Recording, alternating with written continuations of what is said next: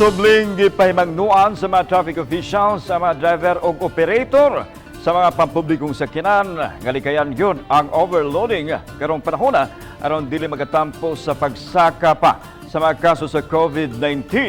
Si Nico Sereno sa report.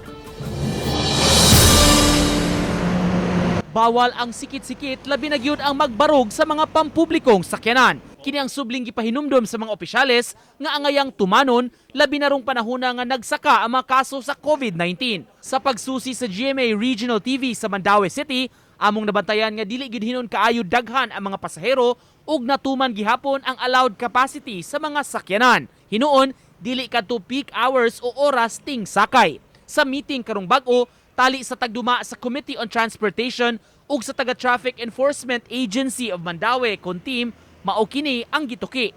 Ang gitugot sa LTFRB, 70% raman ang total capacity sa sakyanan. So, ato nang ipa-implementar o balik. Mas grabe ra ba kuno ni manakod ang Omicron? So, at least maka-preventa. Matud sa team, daghan ang random checkpoints kay ilang gihimo ug duna pa mga COMELEC checkpoints. Ang ilang rason is dili sila kapugong sa mga musakay, pero di man gyud na moabli ilang pultahan kung way pasakyon muna among giingon nila.